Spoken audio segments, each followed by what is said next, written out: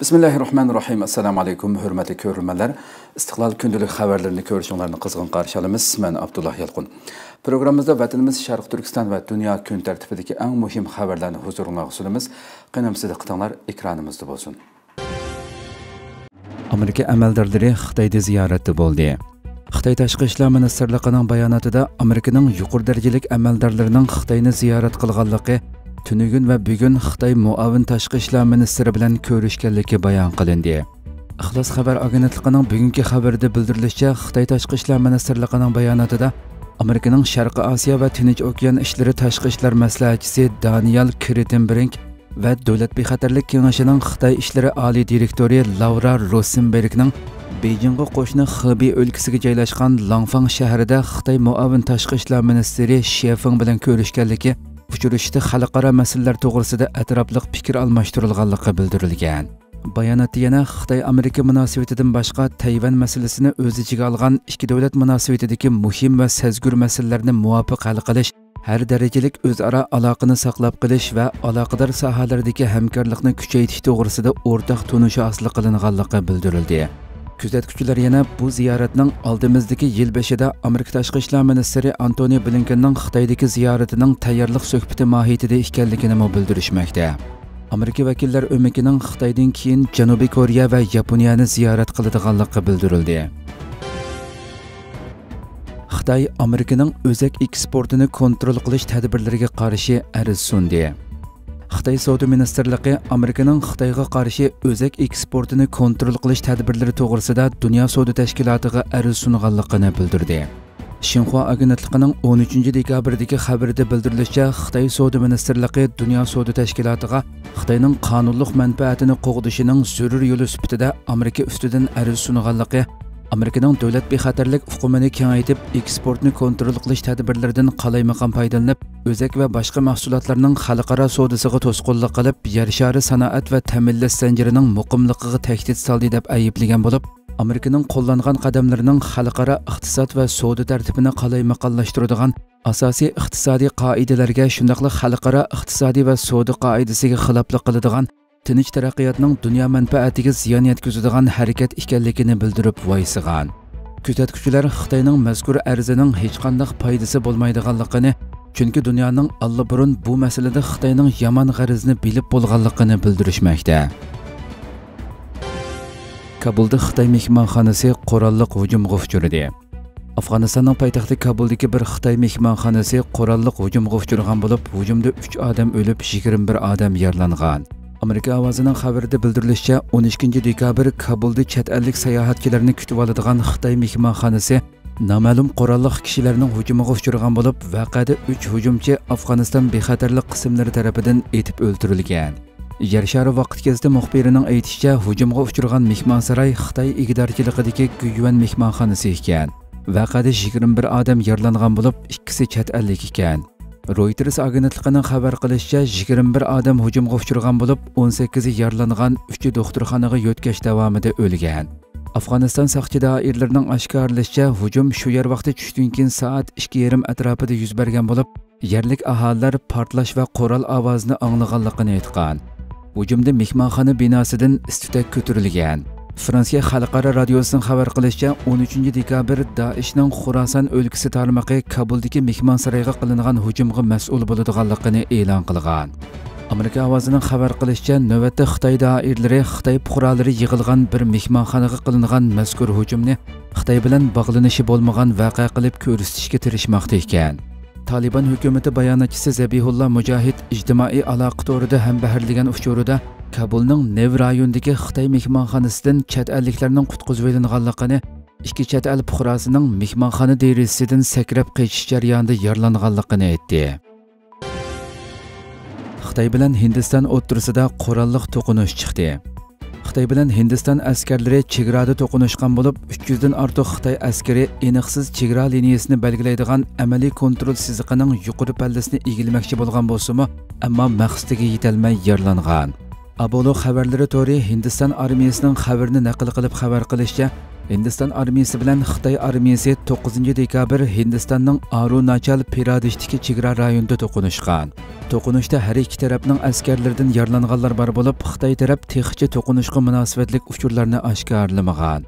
Xitoy yer shari vaqt gazetining sobiq bosh muharriri Xu Shijin Hindiston tarafdan 6 kishining yaralanganligini xabar qilgan. Hindiston taraf bo'lsa ko'plagan askarining yaralanganligini o'tirg'a qo'ygan. Reuters agentligining xabar qilishicha, Hindiston armiyasi voqeadan keyin ikki tarafning darhol rayondan chekinib chiqqanligini, rayondagi Hindiston qo'mondonlarining Xitoy qo'mondonlari bilan ko'rishib, bu masalani muzokara qilganligini o'tirg'a qo'ygan. Hindiston tashqi ishlar ministrligining bayonotchisi Reuters agentligiga to'qinishda yaralangan Hindiston yoki Xitoy askarlari haqida ma'lumot berishni rad qilgan. Xitoyning Yangi Dehlida turishliq bosh elchixona xodimlari mazkur masala haqida so'ralgan savollarga javob qaytarmagan. Hindiston taratqullari Xitoy va Hindiston askarlari o'rtasida 9 dekabr aniqsiz chegara liniyasini belgilaydigan amaliy kontrol liniyasi bo'yida yuz bergan to'qinishda ikki tarafning askarlarining bir qismining yaralanganligini, 300 dan ortiq Xitoy askarining 17 ming inglizchasi keladigan cho'qqiga hujum qilishga uringanligini, ammo Hindiston askarlarining to'sqinligiga uchrab maqsadiga yetolmaganligini bildirdi. Ladakh rayonidagi Galvan vodisida 2020 yili 15 iyunda Hindiston va Xitoy askarlari o'rtasida yuz bergan to'qinishda 20 nafar Hindiston askari qazo qilgan bo'lib, Xitoy taraf bo'lsa 4 askarining to'qinishda o'ldirilganligini e'lon qilgan edi. Xitoy muavin bosh ministri Eronda ziyorati bo'ldi. Xitoy muavin bosh ministri Xu Chunxuaning oldingi hafta Shi Jinpingning Riyod ziyorati va u yerdagi Eronni bearam qilgan so'zlaridan keyin Eronda ziyorati bo'lishi diqqat qo'zg'adi. Dunyo kun tartibi to'rining bugungi xabarida bildirilishicha, Xitoy tashqi ishlar ministrligining bayonotchisi Wang Wenbin Beijingda o'tkazilgan muxbirlarni kutib olish yig'inida Xu Chunxuaning Tehron ziyoratini boshlaganligini bayon qilgan. Eron Xitoy Paris qo'ltiqi hamkorlik kengashi boshliqlar yig'inidan keyin Eronning kontrolligida turayotgan va Arab Birlashma Xalifaligimi egilik huquqi borligini ilgari surayotgan Paris qo'ltiqidagi 3 orol haqida Xitoy tarafidan e'lon qilingan birlashma bayonotga norozilik bildirib, Xitoyning Tehronda turishliq bosh elchisini tashqi ishlar ministrligiga chaqirtib, qattiq noroziligini bildirgan edi. Bayonotchi Wang Wenbin Xitoy-Eron munosabatining an'anaviy do'stlikni asos qiladiganligini bayon qilib, Xitoyning ikki davlat munosabatini ilgari surish uchun Eron bilan bo'lgan aloqa va moslashishni yaxshilashga tayyor ekanligini, Eron bilan amaliy hamkorlikning puxta va muqim taraqqiy qilishi uchun davomli tirishadiganligini, muavin bosh ministr Xuning ziyorati bu munosabatni cho'nqurlashtirishda aktiv rol o'ynaydiganligini bildirgan. Kuzatuvchilar Eronning qattiq noroziligining keyinidilla elib berilgan bu ziyoratning Eronning ko'nglini elish ziyorati ekanligi, Xitoyning Erondan hargizmi voz kechmaydiganligini, Shi Jinpingning Arab davlatlari rahbarlari oldida mayli Falastin masalasi haqida qilgan so'zlari bo'lsin, mayli Eron haqida qilgan so'zlari bo'lsin, hammasi yolg'on yovdaq so'zlar ekanligini, chunki Xitoyning Falastin va arablarning azaliy dushmani bo'lgan Isroiliya va Eron bilan intayin yaqin munosabati borligini bildirishmoqda. Yevropa Rossiyaga qarshi yangi embargo yurgizishga kelishdi. Yevropa Ittifoqi tashqi munosabatlar va bexatarlik siyosati oliy vakili Josep Borrell Rossiyaga qarshi yangi embargo plani ustida kelishim hosil qilganliklarini aytdi. Turkiya ovozi radiosi xabarida bildirilishicha, Yevropa Ittifoqi tashqi munosabatlar va bexatarlik siyosati oliy vakili Josep Borrell Yevropa Ittifoqi tashqi ishlar ministrlari yig'inidan keyin bayonot e'lon qilib, ministrlarning Rossiyaga qarshi 9-qatimliq embargo plani ustida kelishim hosil qilganliklarini bildirdi. U planning mushu hafta ichida tasdiqlanishini kutayotganliklarini eskartib, embargo tizimligiga kirgizilgan 200 kishi va ularning mol-mulklariga qaratilgan embargolarning tasdiqlanganligini qayd qildi. U so'zida bu embargolar Rossiya davlat mudofaa sohasini va armiyasini ig'ir jazolaydi. Rossiya hukumatining Dumadagi, Federatsiya kengashidagi va suddagi siyosiy katta boshlarini ig'ir jazolaydi dedi. Yevropa Ittifoqi komitetining yangi embargo taklifida taxminan 200 kishi va idora organ bilan 3 Rossiya ministerini embargo tizimligiga kirgizish, qo'sh qo'llanishchan mahsulotlarni eksport qilishni cheklash va konchilikqa mablag' selishni cheklash qatorliq moddalar bor.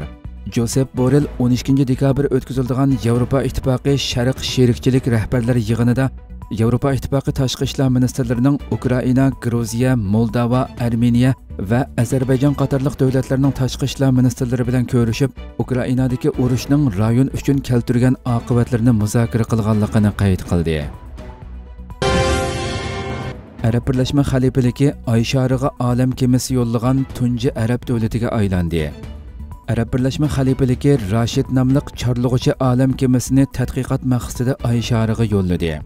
Arab Birleşme Xalifaligi rasmiy xabar agentligining xabar qilishicha, Arab Birleşme Xalifaligining Rashid nomli olam kemasi Amerika olam kemasi va raketa ishlab chiqaruvchi SpaceX shirkatining Falcon 9 nomli raketasi bilan Amerikaning Florida shtatidagi Cape Canaveral bazasidan olam bo'shlig'iga qo'yib berilgan. Xabarda bildirilishicha, olam kemasi taxminan 5 oydan keyin Oy shariga yetib boradi ekan. Arab Birleşme Xalifaligi 30 noyabrda tadqiqot maqsadida Oy shariga yo'llamoqchi bo'lgan olam kemasining qo'yib berilish vaqtini 2 qatim kechiktirgan edi. Arab Birleşme Xalifaligi qo'yib beradigan olam kemasining Oy sharining geologiyalik qurilmasi, qiyolar, plazma, chang to'zon va oy tuproqi qatorliqlarni tadqiq qilish, shundaqla yangi texnikalarni taraqqiy qildirish uchun sonliq ma'lumot to'plash qatorliq vazifalarni o'rindaydiganligi bildirildi. Hurmatli ko'ruvchilar, shuna qilib bugungi xabarlarimiz shu yerda oxirlashdi. Inshaalloh atiki programmamizni ko'rishgacha omon bo'linglar. Assalomu alaykum va rahmatulloh.